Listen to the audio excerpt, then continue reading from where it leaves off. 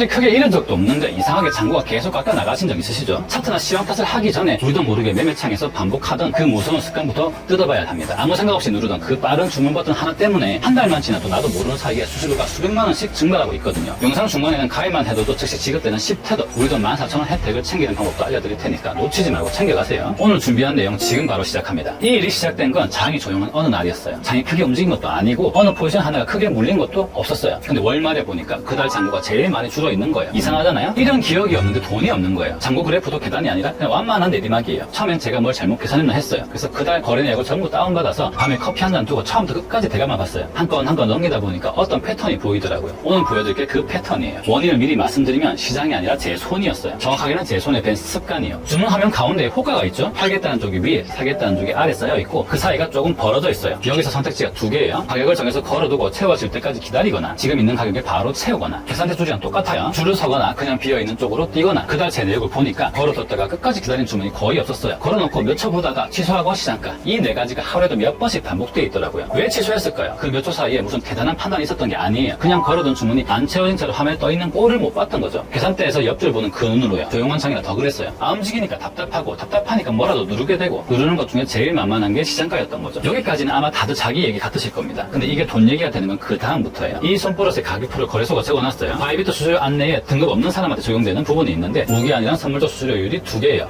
0.05%하고 0.02%. 큰 쪽이 바로 채운 쪽에 적용되고 작은 쪽에 걸어두고 기다린 주문에 적용돼요. 그러니까 이 둘의 차이는 그대로 기다림의 가격이에요. 왜 기다린 쪽을 싸게 해주냐? 이유까지는 여기 안 적혀 있는데요. 걸어둔 주문은 호가증을 채워주는 쪽이니까 대접을 받는다고 이해하면 편합니다. 어쨌든 이 화면에서 확실한 건 하나예요. 제 손버릇은 매번 비싼 쪽이었다는 거죠. 100만원어치를 채우면 550원과 200원이에요. 350원 차이예요. 이러면 다들 그러시겠죠. 껌값이네. 그거 아끼자고 몇 초를 참아? 저도 정확히 그렇게 생각했어요. 근데 이 껌값 계산에는 빠진 게 하나 있었어요. 이 문장 하나만 같이 읽고 갈게요. 오늘 계산서의 핵심이 여기 있거든요. 같은 거래소 거래 수수료의 첫 문장이 이래요. 수수료는 체결된 주문 수량 또는 포지션 금액을 기준으로 부과된다. 이렇게 시작해요. 기존이 제가 넣은 증거금이 아니란 얘기예요. 여기서 잠깐 생각을 멈추게 되더라고요. 저는 여태 제가 넣은 돈만 제 돈인 줄 알았거든요. 근데 수수료는 제 지갑이 아니라 에버리지까지 얹어서 커진 금액에 적용되는 거였어요. 저는 100만원으로 10배 매매를 하고 있었어요. 그럼 채워지는 건 100만원어치가 아니라 1000만원어치죠. 아까 그 550원이 5,500원이 돼요. 들어갔다 나오면 11,000원. 하루에 20번을 들락거리면 20만원이 넘어요. 그런 날이 한 달에 열흘만 있어도 200만원이 넘고요. 미리 말해두면 방금 이 금액들은 제 명세서가 아니라 제 설정을 그대로 두고 가정해서 해본 계산입니다. 어느 정도 금액인지 감을 잡자는 거죠. 근데 그 금액이 제 잔고에 그 완만한 내리막이랑 얼추 맞아 떨어지더라고요. 조용히 빠져나가던 돈이 대충 이 언저리였던 겁니다. 시장가로 들어간 게 잘못이란 얘기가 아니에요. 레버리지로 커진 금액에 큰 쪽 수수료율이 하루 수십 번씩 적용된 게 문제였죠. 다만 이건 알아두셔야 해요. 거래소는 제 성격을 나무란 적이 한 번도 없어요. 그냥 계산만 했을 뿐이에요. 성격 따시라고 하기에 너무 정확한 계산서잖아요. 이 문장 하나 있는데 30초면 되는데 저는 그 30초를 아껴서 몇 달을 더 냈던 거예요. 그럼 진짜 문제는 어디서부터였을까요? 시장가를 누르는 순간이 아니에요. 그보다 훨씬 전 레버리지를 올려둔 날이에요. 주문창 메뉴에 이 레버리지 표시가 있어요. 잘 펴있지도 않고 늘 펼쳐진 채로 눈앞에 있어요. 저는 이걸 올린 날은 기억이 나요. 근데 내린 날은 기억이 안 납니다. 내린 적이 없거든요. 한번 10배로 두면 다음 날도 10배, 그 다음 날도 10배예요. 다른 건 주문 넣을 때마다 새로 정하는데 레버리지만은 어제 상태 그대로 이어집니다. 그러니까 제 손버릇의 책임은 사실 여기에도 있었던 거예요. 몇 초를 못 찾는 건 손이었지만 그 몇 초가 얼마짜리가 될지는 이 레버리지가 정했어요. 그날 밤 마지막으로 본 건 글 하나예요. 카드 헬프센터의 청산 절차를 적어둔 글이 있어요. 격리 마진에서는 포지션마다 배정된 증거금을 기준으로 청산 위험을 따지고 표시 가격이 청산 가격에 닿으면 청산이 발동된다. 이렇게 적혀 있어요. 저는 이거를 그날 밤에야 처음 열어봤어요. 레버리지를 올린 데는 수십 번 터났던 손이 그 레버리지가 어디로 이어지는지 적어둔 글에는 한 번도 안 가본 겁니다. 몇 초를 못 기다리면서 정작 5분이면 읽을 거를 1년을 미뤘어요. 이게 한 달치를 다 보고 내린 결론이었어요. 저는 급한 사람이 아니라 편한 쪽만 찾는 사람이었던 겁니다. 그리고 화면에 적힌 문장은 딱 여기까지만 옮길게요. 겁을 드리려는 게 아니라 제 손이 어디까지 안 가봤는지를 보여드리는 거예요. 그럼 손버릇은 고쳤을까요? 솔직히 못 고쳤습니다. 엘리베이터 버튼 여전히 누르는 것처럼요. 오해 없게 말씀드리면 제일 좋은 답은 고치는 겁니다. 걸어두고 기다리는 손이 되면 그거 550원이 200원이 되는 거니까 이만한 전략이 없어요. 그래서 지정가로 걸고 손을 깔고 앉는 연습을 지금도 합니다. 저는 주문 넣기 전에 손을 무릎에 한번 내려놓는 버튼을 드렸어요. 무섭죠? 근데 그 몇 초가 350원이잖아요. 근데 저는 몇 년째 그 습관한테 지고 있어요. 그리고 지는 동안에도 저는 계속 나가더라고요. 그래서 고치는 연습은 연습대로 하고 장치를 하나 더 깔았어요. 못 참은 날에도 나간 다음에 일부가 돌아오게 하는 장치예요. 수수료를 낸 다음에 일부를 돌려받는 방법이 있어요. 페이백이라고 하죠. 쓰는 만큼 적립되는 포인트랑 비슷한데 이 적립금은 물건값이 아니라 수수료에서 쌓이는 거죠. 제가 쓰는 건 테드맥스고요. 후기 화면에 제휴거래소 로고가 두 줄로 깔려 있는데 제가 쓰는 바이비트도 그 안에 들어있더라고요. 거래소를 옮기라는 얘기가 아니에요. 로고 옆 설명이 핵심이에요. 제휴 파트너사가 지급하는 페이백, 거래소하고 정식으로 계약을 맺은 회사가 주는 돈이라는 거예요. 어디서 오는 돈인지 저처럼 의심하는 사람은 이것부터 따지거든요. 근데 솔직히 이 문구만으로는 안 믿었어요. 화면이야 누구나 예쁘게 만들 수 있잖아요. 그래서 그날 밤 내역 하나하나 확인하던 그 버릇 그대로 이 회사도 한번 찾아봤어요. 검색창에 이름을 넣으니 전자신문, 서울신문, 이데일리 기사가 이어져서 스크롤이 한참 내려가요. 그중에 작년 가을 서울 워커힐의 블록체인 행사에 부스를 내고 나갔다는 기사가 있었는데 사진 한 장에 눈이 멈췄어요. 부스 앞에 사람들이 폰을 들고 격겁게 물려서 있는 사진이에요. 화면은 누구나 예쁘게 만들어도 행사장에 몰린 사람들까지 만들 수는 없죠. 화면 속에만 있는 회사가 아니라 행사장에 나와 있는 회사라는 걸 확인하고서야 의심이 풀렸어요. 매일매일 자동으로 받는다는 문구도 같은 화면에 있고요. 제 손이 뭘 더 안 해도 된다는 게 저한테 두 번째로 중요했어요. 손에 맡기면 어떻게 되는지 아까 보셨잖아요. 근데 이 방법을 적용한 날이라고 그 손버릇이 어디 가겠어요? 마지막으로 하나만 더 보여드릴게요. 가입하던 날의 상황이에요. 그날도 제 손은 빨랐어요. 미리 보기 누르고 가입 누르고 이메일 넣고 3분도 안 돼서 끝냈습니다. 잘한 것 같죠? 근데 이 3분 동안에도 제 손이 흘린 게 하나 있었어요. 이번엔 나간 돈이 아니라 못 받은 돈이었어요. 한참 뒤에 혜택 화면에서 이런 문구를 봤거든요. 친구가 초대했으니 10태도 받기. 읽고 좀 머쓱했어요. 저한테 하는 말이 아니었거든요. 저는 초대해준 사람이 없이 혼자 들어갔으니까요. 빨리 끝내는 데만 눈이 가 있어서 그 혜택을 챙길 기회를 그냥 지나친 겁니다. 그 혜택을 챙기는 방법이 지금 설명란과 고정 댓글에 있는 링크예요. 링크가 곧 초대예요. 그리고 아까 그 매일 돌아오는 페이백하고 이 10태도는 서로 다른 겁니다. 페이백은 앞으로 내 수술에서 계속 들어오는 거고 10태도는 계정 만들 때 한 번 붙는 거예요. 성격이 다르니까 하나가 다른 하나를 대신하지 않아요. 두 개가 따로 들어오는 거죠. 가입하면은 칸이 3개인데 마지막에 추천인 코드고 선택사항이라고 달려있어요. 대소는 그 칸에서 안 걸리고 그냥 지나갔어요. 선택사항이란 말은 계정 만드는데 필수가 아니란 뜻이지 안 채워도 똑같다는 뜻은 아니더라고요. 링크로 들어가면 그 칸이 채워진 채로 열립니다. 꼭 그 링크로 들어가서 만드세요. 이번에 손이 먼저 가도 되는 곳이에요. 가입 다음은 거래소 아이디 등록이에요. 그래서 고르고 칸 하나 채우면 끝인데 여기서 제 손이 또 빨랐어요. 페이백 받을 수 없는 아이디라는 안내가 크게 뜨길래 창을 닫을 뻔했거든요. 이번엔 닫으려는 손을 한 박자 붙잡았더니 못 보고 지나칠 뻔한 문장이 마저 읽히더라고요. 이미 기존 회원이어도 페이백 받을 수 있어요. 전화하는 버튼이 있고 막히면 24시간 상담원에게 질문하기 버튼으로 물으면 돼요. 버튼 이름은 또 상담원이에요. 가입이 망설여지면 보기만 하는데도 따로 있습니다. 섭하면 이렇게 나와 있어요. 놓치고 있는데 페이백 1분 만에 확인 가능해요. 저는 그날 가입 말고 이것부터 눌렀어요. 그동안 수수료가 얼마나 나갔는지 계산해 본 적이 없다는 걸 그 화면 앞에서 처음 인정했거든요. 지금 보시는 화면은 매일 아침 9시마다 페이백명이 올라오는 텔레맥스 텔레그램 방입니다. 어제 하루 동안에만 총 63,200불이 페이백이 됐고 583명이 출금했다고 알려주네요. 그래서 순위별로도 보여주는데 비트게 29,500, 바이비트 13,100, 게이트 6,500 이렇게 1, 2, 3이네요. 제일 마지막 주에 3억 2천만 불은 원화로 4,600억인데 한 년간의 전체 누적 페이백된 돈입니다. 이거 확인하고 싶으신 분들은 제가 설명란에 링크 남겨둘 테니까 직접 확인하시고요. 자, 이제 마무리합니다. 여전히 닫힌 버튼 누르고 여전히 계산대 줄을 옮깁니다. 성격은 그대로예요. 고치겠다는 다짐은 안 할게요. 대강아 보니 다지면 그 몇 주 앞에서 매번 졌더라고요. 달라진 거 하나예요. 제 손버릇 때문에 어디서 손이 새 나가는지 알게 됐고 거기에 들어오는 장치를 하나 깔아뒀다는 거죠. 손버릇은 못 고쳐도 그 손버릇이 얼마짜리가 될지는 고를 수 있었어요. 제가 이 차에서 손버릇을 계속 꺼내놓는 이유가 이거예요. 저 같은 손이 저 말고도 많더라고요. 그리고 오늘 여러분이 가져가실 것도 제 손버릇 얘기가 아니라 금액이에요. 내년 수수료에서 매일 돌아오는 목하고 시작할 때 받는 10태도 14,000원 정도. 링크 없이 만든 계정은 그 두 개를 나중에 번거롭게 챙겨야 하고요. 계산서는 알아도 안 줄어요. 챙겨야 줄어듭니다. 다음 영상에서는 이 손이 또 어디서 걸렸는지 가져와 줄